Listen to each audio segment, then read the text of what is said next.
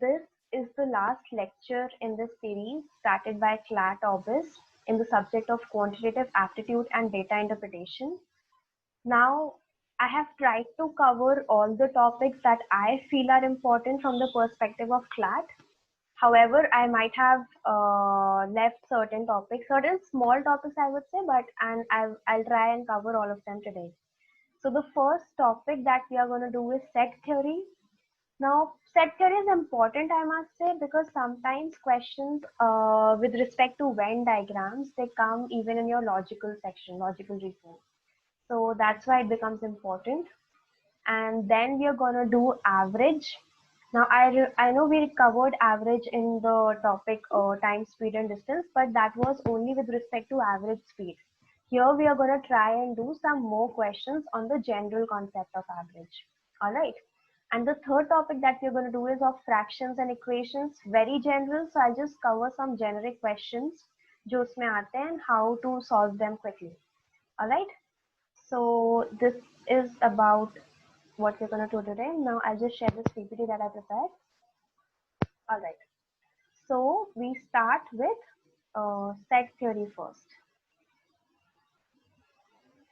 So this is not responding. All right.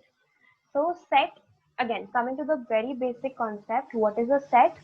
Set is a collection of any number of items or things. So it can be anything. Let's say if I am making a set which consists of my friends, all right, and I say I have 3 friends. So 3 friends मेरे इस set के अंदर पे आ जाएंगे, ठीक है? फिर element क्या होता है? Element is a part of the collection of the set. So here if I say that I have 3 friends, let's say X, Y, and Z. So X, Y, and Z are the elements of this set which is friends.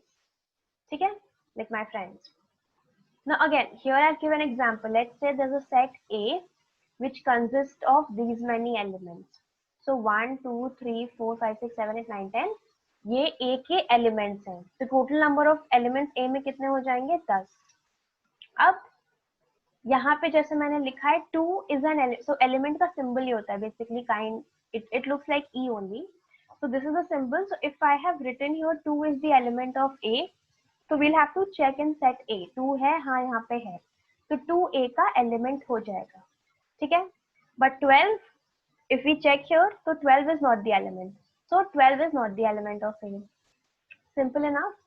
Now, how do we represent them? We usually like, okay, this is not important, but again, this is represented by NA, NB, and NC. I'm just telling you for general information. Then again, there can be finite set or infinite set. So finite number of set can be anything. जैसे यहाँ पे मैंने 10 का example लिया, तो 10 क्या है? एक definite number है, ठीक है? Similarly, मैंने friends के example में यहाँ 3 का 3 लोग लिए, X, Y, Z. तो फिर यहाँ पे भी ये जो है ये definite number है. But infinite set क्या होता है? Let's say I say B is a set of all the even numbers starting from 2. अब even numbers तो infinite होंगे, ठीक है, कि कहीं भी जा सकते हैं. So this becomes an infinite set. और empty set क्या होता है? ये usually it's represented by this symbol. So empty set is basically जिसमें कुछ भी ना हो. So for example, I say B is a set and it has nothing inside it. So this becomes an empty set or a null or a void set, we might also call it.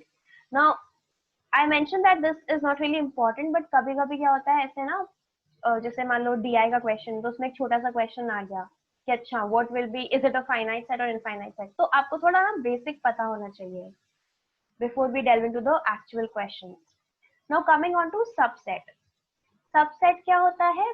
Basically सबका मतलब क्या, जैसे parts होते हैं तो उसके सब parts, मतलब उसके अंदर कितनी चीजें हैं. Similarly a set is a subset of B. Set is a subset of B if all the members of A are also members of B. तो मैंने एग्जाम्पल में जैसे यहाँ पे बताया है, A सेट क्या है? 3, then 4, 5, 7, 8, 9. Let's take an example. A is a set which consists of these many elements. And B is a set which consists of 4, 5, 8 and 11 as elements. ठीक है? तो और ये सबसेट का सिंबल ये है जो यहाँ पे मैंने बनाया हुआ है. So इसमें पूछा है कि क्या B A का सबसेट है. अब हम इसको कैसे चेक करेंगे? जैसे 4 सो बेसिकली बी में वो एलिमेंट्स होने चाहिए जो हमारे ए में एलिमेंट्स हैं। तो बी में क्या क्या एलिमेंट्स हैं? We have 4, we have 5, we have 8 and we have 11। और ए में अगर आप चेक करें, you have 4 and 5 and 8, but आपका ये जो 11 है ये ए में नहीं है, तो ये उसका सबसेट नहीं होगा, एंड इसीलिए यहाँ पे क्रॉस से हमने इसको रिप्रेजेंट किया है। ठीक है, so this was about subsets. कभी ऐसे क्वेश्चन आ सकता है इसका सबसेट क्या होगा अमंग द फॉलोइंग ऑप्शंस, तो फिर आपको ये चीज वहां पे हेल्प करेगी। Now coming to union of sets. अब यूनियन का लिटरल मीनिंग क्या होता है? मतलब सभी लोग। ठीक है, यूनियन मतलब पूरा। तो यूनियन ऑफ सेट क्या होता है? सारे एलिमेंट्स जो एक में हो या दूसरे में हो या दोनों में हो। फॉर एग्जाम्पल, अगर मैं यहाँ एक वेन डायग्राम की हेल्प से समझाऊं, तो लेट्स से ये दो सर्कल्स हैं, ये है ए सेट, ये है बी सेट। तो या तो ए में जितने भी हो, यानी ये वाला पोर्शन जो मैंने शेड किया है यहाँ पे, या फिर बी में जितने भी हो, प्लस इनका जो इंटरसेक्शन है, ये सारा मिला के आपका यूनियन हो जाएगा। तो बेसिकली ए प्लस बी में टोटल जितने भी होंगे, that becomes your A union B. So this becomes your union of sets, यानी दोनों को अगर हम मिला दें तो टोटल उसमें जितने एलिमेंट्स होंगे, those we calculate in union of sets. Alright, now coming to intersection of sets. Intersection क्या होता है? जैसे मैंने यहाँ पे भी एक वेन डायग्राम से समझाया था, ये ए सेट है and this is B set. तो जिस एलिमेंट में दोनों के कॉमन फीचर्स हो, ए के भी और बी के भी, यूजुअली डायग्राम में ये कहाँ पे दिखता है? यहाँ जहाँ पे ये इंटरसेक्शन है। ठीक है, तो जिसमें दोनों के कॉमन एलिमेंट्स हो, वो हमारा होता है ए इंटरसेक्शन बी, यानी इंटरसेक्शन ऑफ सेट्स। और यूनियन को हम ऐसे रिप्रेजेंट करते हैं, और इंटरसेक्शन को भी रिप्रेजेंटेड लाइक दिस। ठीक है, तो फॉर इंस्टेंस यूनियन आप ये याद कैसे रख सकते हो कि रिप्रेजेंटेशन कैसे होता है? यूनियन इज विथ यू, तो फिर ये यू ऐसे, like it's a proper U shape, but your उसका जस्ट उल्टा becomes your intersection of sets. ठीक है, now coming to disjoint. Disjoint क्या होता है? एनी टू सेट्स जिसका इंटरसेक्शन एम्प्टी हो। तो बेसिकली इंटरसेक्शन एम्प्टी का क्या मतलब? कोई भी हमने रैंडम सेट्स ले लिए जिसमें कोई यहाँ पे इंटरसेक्शन ही नहीं है। These are two different sets and they are that's why known as disjoint. ठीक है, okay. Another important thing here is complement of set. अब जैसे क्वेश्चन में अगर हमसे पूछ ले what is complement of set है या कुछ, तो हमें पता होना चाहिए कि complement of set क्या होता है। What is complement of set exactly? अगर आपको याद हो, हमने प्रोबेबिलिटी में नॉट का वो पढ़ा था एक एग्जाम्पल। जैसे किसी चीज की प्रोबेबिलिटी अगर मतलब कुछ हमें दी गई है, तो उसके ना होने की प्रोबेबिलिटी क्या हो जाती है? ना होने की प्रोबेबिलिटी हो जाती है 1 माइनस जो प्रोबेबिलिटी दी हुई है, 1 minus the probability which has been given to us. Similarly complement होता है।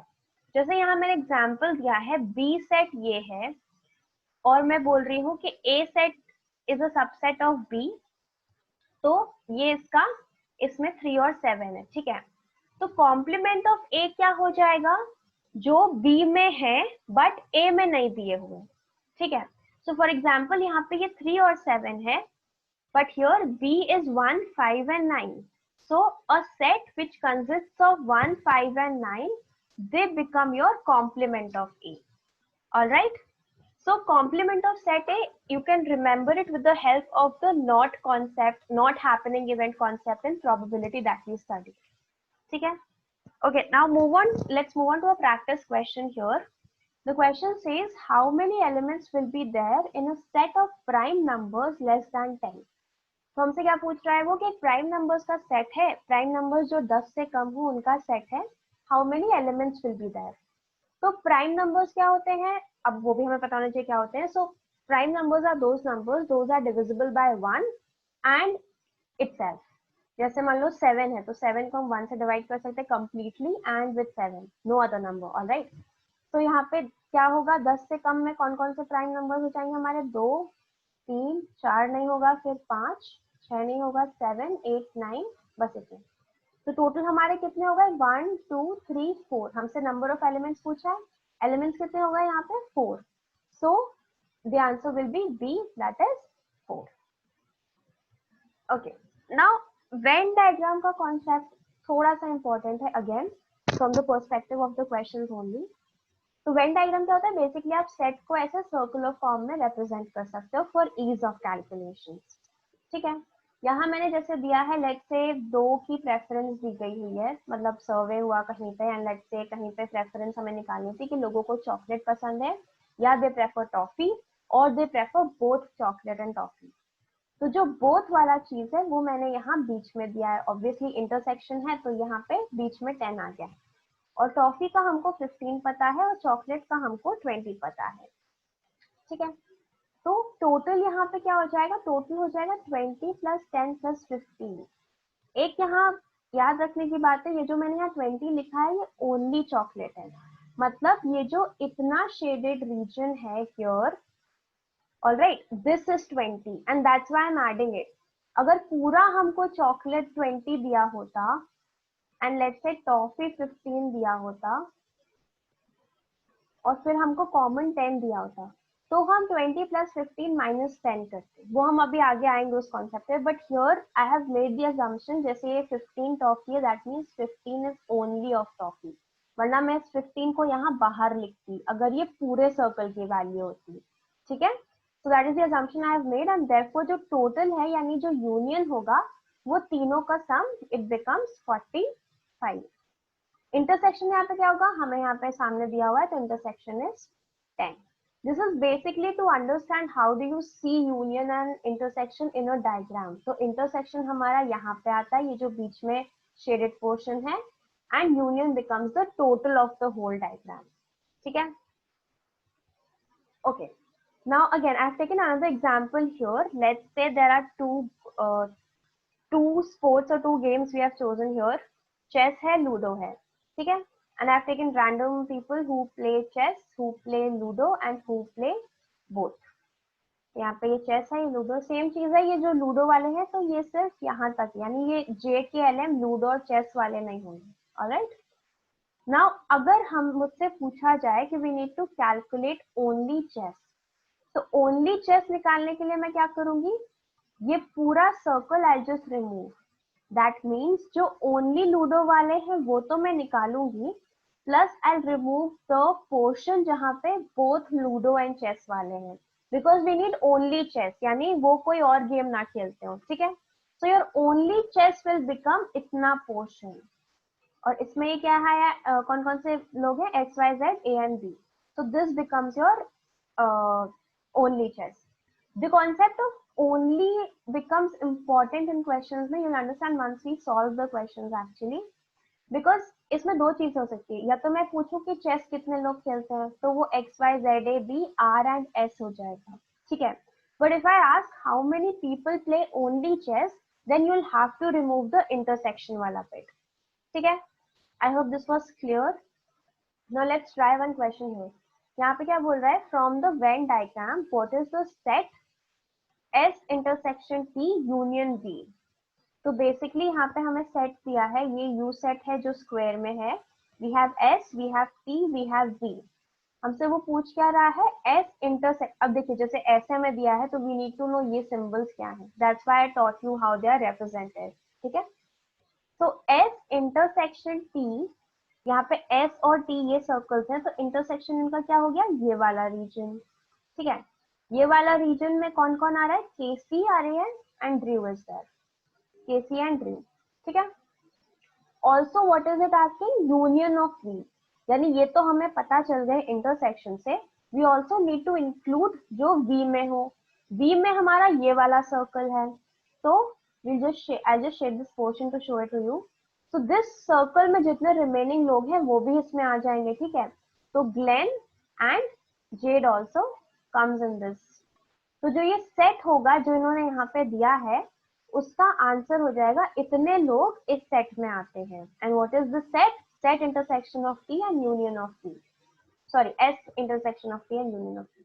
Alright, okay, now coming to this formula, मैंने यहाँ पे जैसे लेट्स से दो सेट्स लिए हैं, एक हमारे पास C है एंड दूसरा वी हैव D.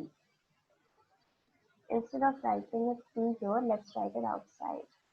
Okay, ठीक है, सो हमसे अगर पूछा जाए, लेट्स से मुझे दोनों के टोटल नंबर्स दिए हो और मुझे इंडिविजुअल टी और बी दिया हो, ठीक है। Let's say total number of students है कहीं पे मुझे पता है, और टी कैटेगरी के और बी कैटेगरी के मुझे पता है। तो अगर हमें यूनियन निकालना होगा तो हम क्या करेंगे? तो बेसिकली इफ यू सी, अगर हम टी कैटेगरी के कैलकुलेट कर रहे हैं and we are calculating B category, ये इंटरसेक्शन वाला जो पोर्शन है हम इसको 2 बार ले रहे हैं, राइट? बिकॉज यहाँ जो हमने टी कैलकुलेट किया, ये हमने पूरा सर्कल ले लिया, और बी कैलकुलेट किया फिर से हमने पूरा सर्कल ले लिया। So we are basically counting this intersection twice and therefore we need to subtract it once. तो फॉर्मूला कुछ नहीं है, सिंपल लॉजिक है। टी यूनियन बी अगर पूछा गया है तो जितना टी का है, जितना बी का है, एंड उसमें से वी रिमूव वन इंटरसेक्शन, ठीक है। So that's why this plus this minus this becomes your formula. और अगर मुझसे सिर्फ ओनली बी पूछा जाए, यानी मुझे टोटल बी दिया है बट मुझे ओनली बी पूछा जाए, तो मैं क्या करूंगी? उसमें से ये वाला इंटरसेक्शन जो आ रहा है ये निकाल दूंगी। टोटल बी में से if I remove this intersection, what will I get? I will get this portion, यानी I will get only B. So again same चीज is represented here, N B minus N T intersection B, यानी ये जो intersection का portion है we are removing this and we get only B, ठीक है। Okay, now let's try a question here. Here it says in a group of 200 people, 170 can speak Marathi and 150 can speak Hindi. ठीक है. Now on the basis of this information, answer the following questions. अब हमें मराठी के इन्होंने हमें कितने लोग दे दिए हैं? 170 here, and हिंदी के दे दिए हैं 150, and we know total is 200. Now, what are they asking is how many people can speak both Marathi and Hindi? तो अब बोथ निकालने के लिए हमें क्या करना पड़ेगा? अभी हमने फॉर्मूले में क्या पढ़ा? यूनियन जो है, यूनियन यानी दोनों का मिला के, वो हमें कितना दिया है? 200 यहाँ पे, ठीक है। यूनियन जो है उसमें हमने एन का मिलाया, सॉरी एन मतलब मराठी का M, and then Hindi speaking people. और बिकॉज जो मराठी और हिंदी दोनों बोल रहे होंगे, we are counting them twice. So ये जो इंटरसेक्शन वाला पोर्शन है, let's I represented by X, let's say, तो इसको हम यहाँ पे माइनस करेंगे। दिस इज नथिंग बट ये जो हमने यहाँ पे फॉर्मूला देखा था, we are simply applying this thing, ठीक है। सो हमने दोनों को ऐड किया, बट जो मराठी और हिंदी बोल रहे होंगे, we have counted them twice, so we need to subtract it once. Now if you solve this, ये क्या हो जाएगा? 170 plus 150, 15 this becomes 320. So this becomes 320 minus 200 will be your x. So that means 120 will be your x. So यहाँ पे C वाला हो जाएगा who can speak both Marathi and Hindi. ठीक है? Okay, now let's move on to the next question. Excuse me. How many people can speak Hindi only? अब see here one important thing comes, जैसे जो पिछला मेरा answer आया, I need to remember it. और if you are solving it, try to solve it clearly. जैसे अब मुझे हिंदी ओनली पूछा गया है, तो जितने लोग हिंदी बोल रहे हैं, बेसिकली यू कैन सी इस डायग्राम में, जितने लोग हिंदी बोल रहे हैं उसमें से I remove this intersection bit, then I get only Hindi, ठीक है ना। ये इंटरसेक्शन बिट क्या था? मेरा पिछला वाला आंसर था, बिकॉज ये जो बोथ मराठी एंड हिंदी था, ये मेरा ये इंटरसेक्शन ही तो था, ठीक है। So 120 is the intersection and total Hindi कितने हैं? 150.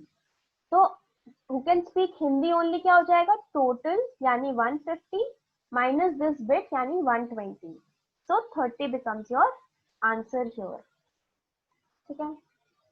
Okay, how many people can speak only Marathi? Now same thing.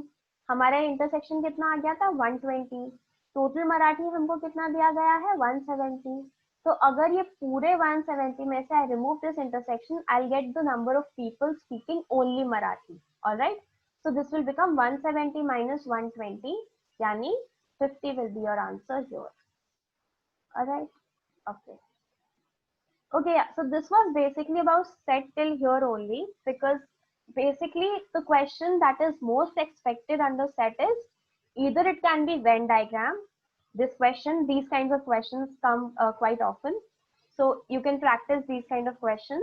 And apart from this, another questions can be the ones we initially did, for example relating to sets, subsets, like the basic concepts wale questions, ठीक है। तो उनको भी आप practice कर सकते हैं. बाकी I prepared the set of questions, उसमें you will find some more questions. Now coming to the topic of average. What exactly is average? Average is the central value in any set of data. Basically एक ऐसी value कि अगर आप उसको सारे units को assign कर दें तो उनका सम आपको पता चल जाएगा. मतलब एक ऐसी इक्विवेलेंट वैल्यू कि इसको आप नंबर ऑफ यूनिट से मल्टीप्लाई करें तो आपको सम पता चल जाएगा. ठीक है. लेट्स से ए है यहाँ पे, B is there and C is there. so this is 2. Let's take their age. This is 2 years old, this is 3 years old, and he or she is let's say 5 years old. ठीक है. तो यहाँ इनकी अलग अलग as है और यहाँ अगर मुझे इसका एवरेज लेना हो तो क्या हो जाएगा, 5 + 3 + 2 यानी 8 + 2 10, 10/3 यानी 10/3 is 3.33. So the point that I am trying to make here is if I assign the value 3.33 to each of these, तो हम अगर उसको नंबर ऑफ यूनिट से मल्टीप्लाई करते हैं तो हमें इसका सम पता चल जाता है. नाउ अब यहाँ पे जैसे 3 थे तो वी कैन रिमेम्बर 2 3 5 है, बट लेट्स से जहाँ पे काफी ज्यादा सैंपल होता है, sample data, then you need to see कि ऑन एन एवरेज यहाँ पे कितना, लेट्स से कितना पॉवर्टी रेट कम है या कितनी सैलरी मिल रही है इतने एम्प्लॉइज में. So for that reason this average का concept becomes really important. Formula simple सा है, अभी मैंने जैसे एग्जांपल में भी करके दिखाया है. यहाँ पे average is equal to sum of all values upon total number of values. यहाँ पे सम जैसे हमने किया था, it became 2 + 3 + 5 upon total number of values क्या थी, 3 यहाँ पे. ठीक है. सो this is the only formula that you need to remember in this. Now coming to the some questions here. If the average of the age of 5 people is 20, find the sum of the ages of all 5 people. अभी मैंने आपको क्या बताया था, average क्या होता है, सम upon total number of people. Total number of people हमारे क्या हो गए हैं, 5. एवरेज हमको क्या दिया है, 20. सम कितना हो जाएगा, 20 × 5 which means 100. So B is your answer. Simple enough. Okay. Now let's try this question. What is the average of first 6 multiples of 8? अब ये थोड़ा सा हमारा APGP में चला जाता है, AP is arithmetic progression. तो जहाँ पे कोई ऐसी सीरीज हो जिसमें सारा कॉमन डिफरेंस सेम हो, ठीक है, the difference is common basically, तो उसका एवरेज क्या होता है, first value plus last value upon 2. ठीक है. This is your first value and this is your last value. So here if you see 6 multiples of, अब जैसे यहाँ तो 6 पूछे, चलो कम है, we can even add them quickly. But अगर 6 की जगह let's say 12 होता या उससे ज्यादा होता तब आपका ये चीज वहां पे काम आ जाती. तो 6 multiples of 8 क्या हो जाएंगे, 8 से शुरू होगा, that will be 16, then 24, 32 ऐसे ऐसे करके and it will reach to 8 6 48. Alright. So you know इन सब में कॉमन डिफरेंस क्या है, 8, क्योंकि 8 के वो मल्टीपल्स है तो सब में 8 8 का गैप होगा. तो इसका एवरेज क्या हो जाता है, फर्स्ट का sum, first value plus last value upon 2. So this becomes 48 + 8 is 56. 56 upon 2. What will this be? 25 and 3. 20, 28. Alright. So 828 is your answer here. Okay. अब एवरेज के क्वेश्चन में जो ये टाइप की कैटेगरी है ये काफी ज्यादा आती है. काफी ज्यादा मतलब like this is a question which comes often. So what you can do in these questions is you can take the normal formula like the basic logic उसमें लगा के आप इसको solve कर सकते हैं. But there's also another way that I'll share right now only. So let's read the question first. It says the average of a batsman in 16 innings is 36. यानी एक बैट्समैन ने लेट्स से 1 से लेके 16 innings खेली हैं और उसका average कितना आ गया है, 36. Now in the next innings क्या हो जाएंगी, यानी हमें 17 इनिंग्स है. ठीक है. So in the next innings he score 70 run. What will be the new average. अब हमें बस एक फॉर्मूला पता है कि एवरेज क्या होता है, सम upon total number of values. तो यहाँ पे मुझे एवरेज गिवन है, नंबर ऑफ वैल्यूज पता है, मैं सम निकाल सकती हूँ. ठीक है. That's exactly what I've done here. 36 को मैंने 16 से मल्टीप्लाई कर दिया, तो जो 16 इनिंग्स में उसका स्कोर होगा उसका सम मेरे पास आ गया। और इसमें मैंने क्या कर दिया, 70 प्लस कर दिया, क्योंकि 70 मेरा है न्यू स्कोर। तो ये मेरा हो गया 16 तक का स्कोर और 17 तक का स्कोर ये हो गया। This becomes my total score of 17 innings. ठीक है, और वही चीज को मैंने यहाँ रिप्रेजेंट कर लिया, x को I have assumed as the average, तो 17 that is the number of values into average. ठीक है, so this becomes a 17x. Now if you solve this equation, this will be 576 plus 70 is equal to 17x, and then you need to divide it to find x. Okay, this was the traditional way.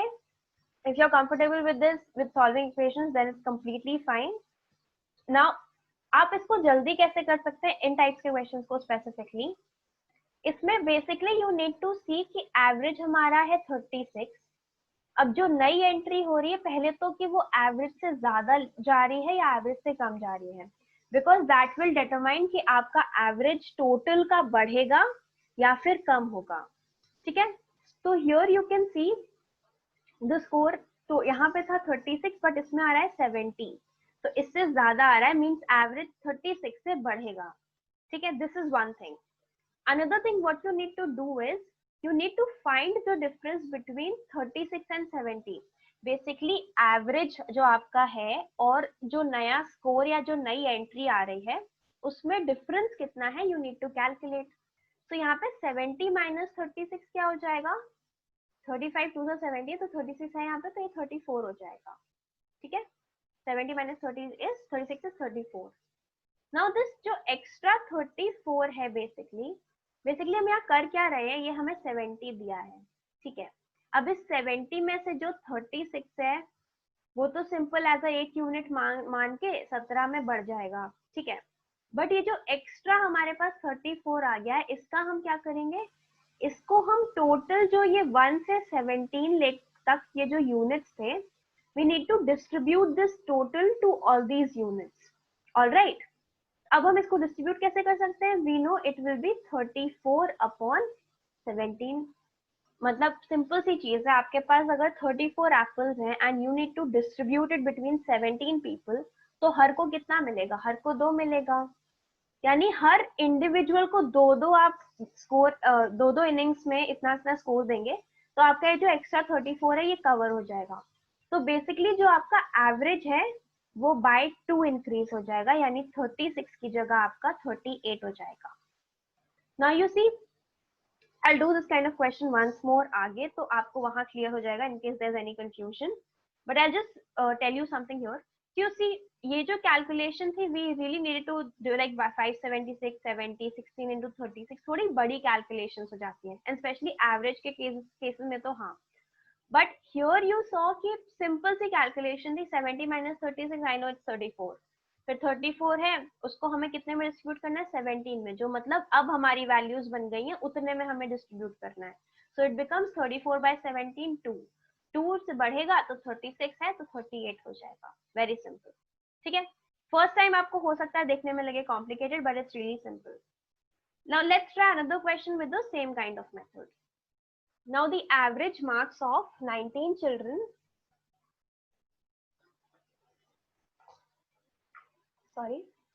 the average marks of 19 children in a school is 50. Okay, when a new student with mark 75 joins, what will be the new average of the class? अब देखो, सबसे पहली चीज हमें क्या करनी होती है, हमें देखना होता है कि ये जो एवरेज है ये नए वाले से कम है या ज्यादा है। तो नया नंबर एवरेज से ज्यादा है, यानी ये बढ़ जाएगा। ठीक है, this average will increase. Okay, now we need to find, तो स्टेप 1 आपका क्या होता है, सबसे पहले आप डिफरेंस फाइंड करते हैं ओल्ड एवरेज और न्यू एलिमेंट में से। ओल्ड एवरेज क्या था आपका यहाँ पे 50, न्यू एलिमेंट क्या था 75, यानी 25। अब इस हम एक्स्ट्रा जो 25 है, हम इससे क्या करेंगे, we need to distribute it among total number of elements जो अब हैं हमारे। पहले हमारे कितने थे, 19 चिल्ड्रन। अब ये जो न्यू एंट्री हुई है इसकी वजह से कितना हो जाएगा, 20 children. So this extra 25 you need to distribute it among 20 children. ठीक है, तो ये तो आपका ये हो गया। तो दिस बिकम्स 2.5 by 2, यानी 1.2। 25. So that's what I've written here in step 2. Find the total number of elements over which the difference will be spread or will be distributed. Alright, तो ये हो जाएगा 1.25.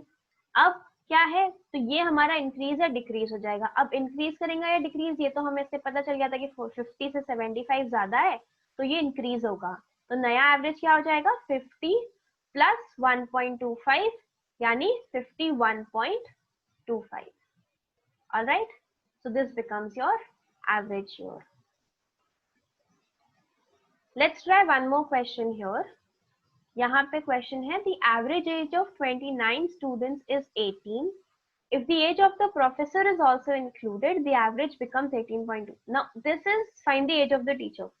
So this is like the ulta case of the previous question. Previous question में हमें क्या पता था, नई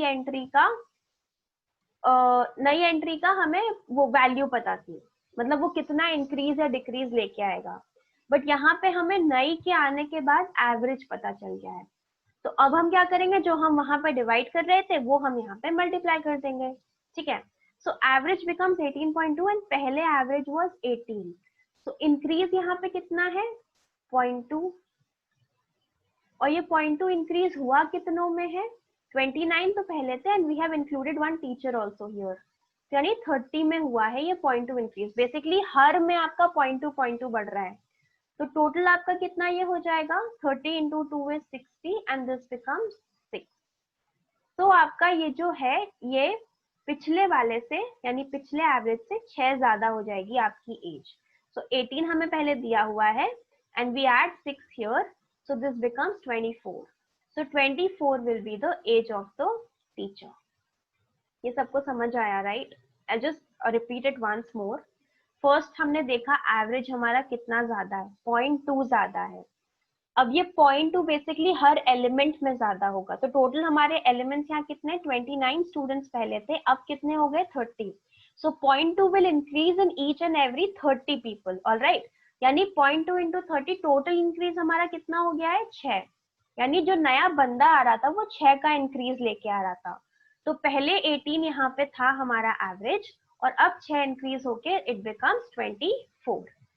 ठीक है, let's try one more question here. The average weight of 10 students in a class is 40.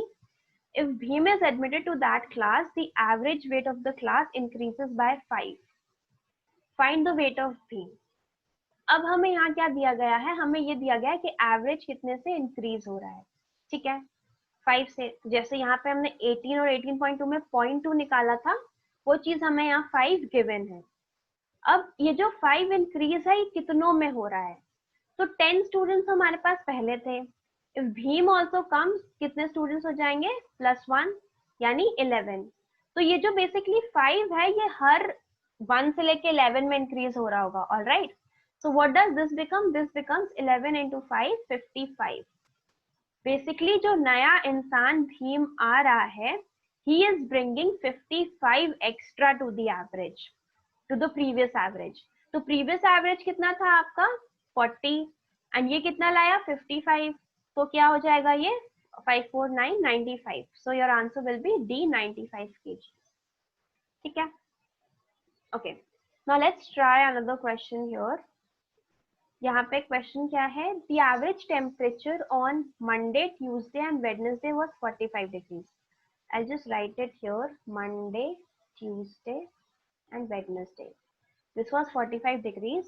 The average temperature on Tuesday, Wednesday and Thursday. This is Wednesday, okay? This is 50 degrees. तो ये हमारा 40 आ गया है, ये हमारा 50 आ गया है. Based on this information, answer the questions that follow. Okay. Now, if the temperature on Monday was 20, we need to find the temperature on Thursday. तो बेसिकली हमें इन तीन का एवरेज अलग से दिया है, इन तीन का एवरेज अलग से दिया है. इसका एवरेज हमको क्या दिया है, 45, और इनका हमें एवरेज क्या दिया है, 50. ठीक है, तो हियर इसका सम क्या हो जाएगा, 45 into 3, बिकॉज 3 एलिमेंट्स हमारे पास. तो सम हमारा एवरेज है 45, 45 into 3 यानी 90 plus 45, this becomes 135. All right, this becomes the sum of the temperatures on Monday, Tuesday and Wednesday. Now for Tuesday, Wednesday and Thursday it's 50, so 50 into 3 becomes 150. So 150 is the sum of the temperatures on Tuesday, Wednesday and Thursday. Alright, now what do we need to do is we need to find the temperature. Monday का हमको दिया है, Thursday का निकाल लेना है. अच्छा, तो अगर हम इन दोनों इक्वेशंस को माइनस कर दें, we see 150 बड़ा है and 135 is छोटा here. So basically we'll minus दूसरा वाला equation, we'll subtract first वाला from the second one. Alright, so this becomes 150 minus 35 कितना हो जाएगा आपका 15.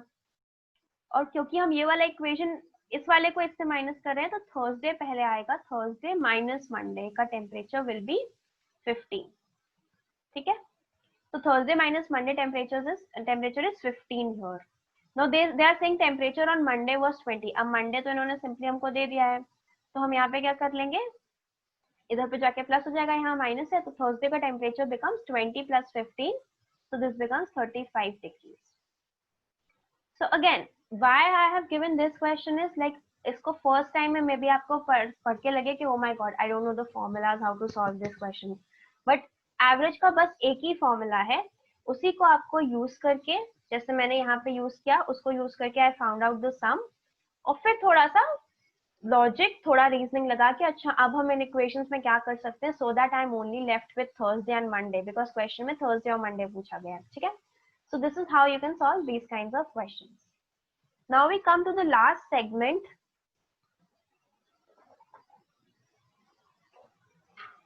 for today, which is fractions and equations.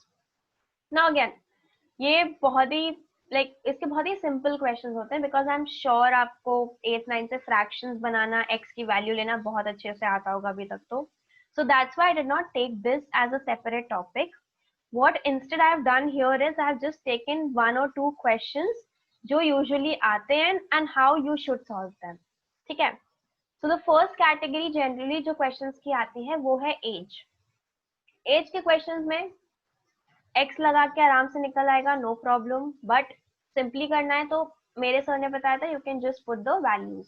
So basically your hit and trial method. Alright, so just see the options, फटाफट add या subtract करो जो भी पूछा है and then find out. Now let's try this question. Here it says A is 2 years older than B, who is twice as old as C. So if the total of the ages of A, B and C be 27, then how old is B? तो हमसे पूछा गया है B. So let's say हमने अगर B की as ले ली 7, तो B is twice as old as C. तो C की एज हो जाएगी 3.5. लेकिन ये पॉइंट्स में आ रही है, तो मतलब पहला कैलकुलेशन पॉइंट्स में I don't like it. I mean it's not simple enough. So okay, let's try an even number here. 8 को हम ट्राई करते हैं, 7 को अभी छोड़ देते हैं. तो अगर B को मैंने मान लिया है 8, who is twice as old as C, यानी C हो जाएगा 4. A is 2 years older than B, यानी A हो गया 10. इनका अगर हम सम करें 10 और 8 18, 18 plus 4 is 24. Sorry, 18 plus 4 is 22. So total of the ages is 27. So no, this is not the answer. Let's try another even number 10. हमने माना B को 10, twice as old as C है, यानी C is 5, A is 2 years older, यानी 12. And if I add this, 10 plus 5 is 15, 15 plus 12 is 27. The total is 27, so B is my answer. Okay, simple enough. Now we move. हाँ, next kind of questions इसमें होते हैं numerator denominator के. इसमें भी best तरीका है, best way possible is just put up these just try one option, like one after the other options, and then you can just find out the answer. So let's see this question here. Here it says if the numerator of a fraction is increased by 1 and the denominator is decreased by 2, resulting fraction is 4 by 5. However, if the numerator is decreased by 2 and the denominator is increased by 1, the fraction becomes 1 by 8. So what is the initial fraction? अब initial अगर हमने लिया 3 by 4, कह रहा है fraction increase by 1, तो ये 3 हो गया 4. And denominator decreased by 2, ये हो गया 2, 4 by 2, 2. Resulting fraction is 4 by 5. No, that is not the answer. Let's try 3 by 7 here. So numerator is increased by 1, 3 plus 1 becomes 4. And denominator decreased by 2, 7 minus 2, this becomes 5. So this is becoming 4 by 5. But don't stop here. Like there might be 2 options जिनका एक condition match हो रहा है. So try to match both the conditions. ठीक है? However, if the numerator is decreased by 2, यानी 3 minus 2 will become 1. Denominator is increased by 1, yani 7, 7 plus 1 will be 8. The fraction is 1 by 8. Okay, perfect. 3/7 is your answer here. Another category of questions is profit and loss. इसमें भी आप equations बना के formula लगा के आराम से निकाल सकते हैं. This ideally आपको percentage से अभी तक clear हो गया होगा. At least I'm hoping कि you would be able to solve these kind of questions. But अगर नहीं तो I have just taken 1 or 2 questions कि आप percentage के basic concept use करके how you can solve this. So let's read the question here. It says if a retailer marks up his price by 30% and then he allows a 30% discount, what is his percentage profit or loss? Simple abstract form में दिया है, हम क्या ले लेंगे 100 ले लेते हैं value. Marks up his price by 30 मतलब 30% increase, so this becomes 130. और अब discount दे रहा है 30%, तो इसका 30% क्या हो जाएगा? 10% is 13, 30% will be 39. So we need to subtract 39 from 130. तो 30 minus करो 100 हो जाएगा, 9 minus करो 91 हो जाएगा. तो what is his percentage profit or loss? यानी फाइनल हमारा है 91 है और स्टार्ट हमने 100 से किया है. तो बेसिकली हमारा 9 कम हो रहा है यानी 9% loss. So 9% loss is your answer here. I make a profit of 20% by selling an article. What would be the profit percent if it were calculated on the selling price instead of the cost price? Now again, cost price आप ले लो 100 simply. ठीक है. फिर इसका क्या हो जाएगा? Selling price 20% profit है यानी सेलिंग प्राइस आपका हो गया 120. ठीक है. नाउ अब ये इसका 20% है. बेसिकली ये पूछ रहा है 20 जो है वो इसका कितना परसेंटेज है. तो सेम अगर आप ध्यान से क्वेश्चन पढ़ो भी तो ये आपका बेस टेबल वाला क्वेश्चन, यानी 20% हमने इंक्रीज किया है और 20 इसका कितना परसेंटेज है ताकि we go back to the same number. 20 हम इसका परसेंटेज निकाल लेते हैं. बेसिकली 10% हो जाएगा 12. फिर अगर हम 10 ले लेंगे तो 24 हो जाएगा. उतना नहीं चाहिए हमको. तो 10%, then if we calculate here 5 will become 6. 5%, तो 12 plus 6 कितना हो जाएगा 18. A little more than 5. 5 1 by 5 1 by 6 1 by 6 के आसपास आ जाएगा. So your answer will come 16.67%. So again I'm repeating here, if you remember the base effect वाला table, जब 20% increase होता है तो हमारा decrease कितना होता है 16.67 से. Same question is being asked here in the form of words कि अगर हम selling price पे calculate करें percentage instead of cost price, this will become. ठीक है. So this was about this profit and loss. And okay, now since this is the last lecture here, I have tried to suggest some tips here that I have been mentioning throughout my lectures, but I think ऐसे summary form में होगा तो maybe you guys just kind of go back and read it before exam or something of that sort. So okay, first thing is try to use hit and trial method wherever possible. जैसे मैंने अभी last के examples में specifically बताया, for instance age के questions में, numerator denominator के questions में, go for hit and trial method. अगर आप numerator denominator में equations बनाने बैठ जाओगे, you will almost spend 1.5 minutes. ठीक है. So this becomes really important. Another thing is abstract form में है, simple 100 पे लो, value substitute करो, फटाफट percentage में देखो कितना change आ रहा है and then move on. तो values लेना also becomes very important. कभी कभी ratio के questions में भी let's say final value नहीं दी हुई है तो आप उनका simple LCM लेके value ले लो. ठीक है. तो उससे calculate करना becomes really easy than you calculate in terms of x. Now if you're stuck in a question, learn to leave and move on. Okay, this is one really important thing because sometimes people take it on their ego. For example कि अच्छा मैंने तो इतनी maths पढ़ी थी, ये कैसे solve नहीं होगा. एंड पता चला आप उसमें उस ईगो के चक्कर में, उसको सेटिस्फाई करने के चक्कर में, you are spending almost 4-5 minutes on that question. You probably might get an answer, but then you're losing on your 4 minutes there. ठीक है. So again, if you're stuck, you feel I can't solve it further, just leave it for a while, move on, try to solve other questions, and then if you have time, just come back. या फिर इस किसी और question में you feel stuck in some other section, then you come back and try to spend your time here, because कभी ऐसा होता है कि थोड़ा ना हमें mind clear करना होता है. इतनी ज्यादा maths हो जाती है कि we need to declutter it थोड़ा. So if we move on to some next section and then come back again, if we are stuck, then that really helps. ठीक है. Now again, try to focus on making a calculated guess and avoid spending too much time on calculations. Okay, I can't stress on this enough. I know we have the tendency, okay, let's see accurate aa raha hai ki nahi aa raha hai. But again, your your endeavor, your aim, your objective from this exam is not to tell the examiner like the checker, see I can find all these answers quickly. No, that is not the objective.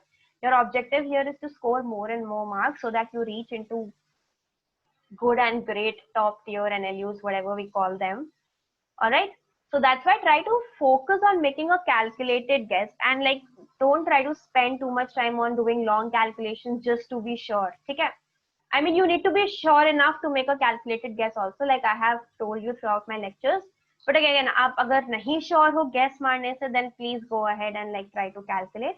But again, you need to change this tendency. So all I'm asking you to do is change your approach towards math questions. ठीक है?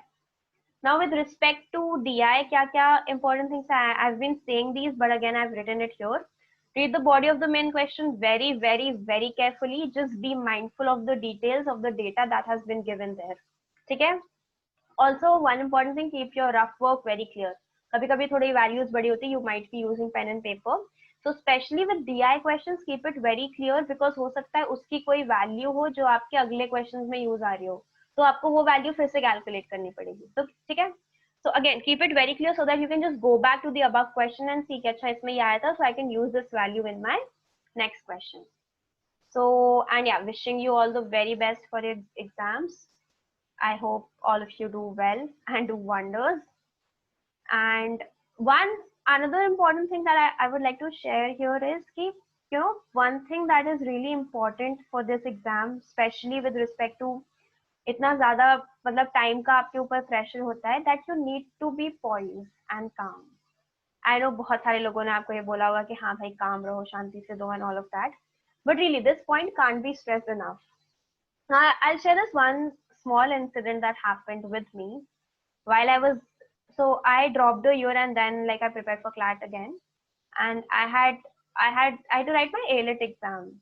In the second attempt only. I went to write my ALET exam.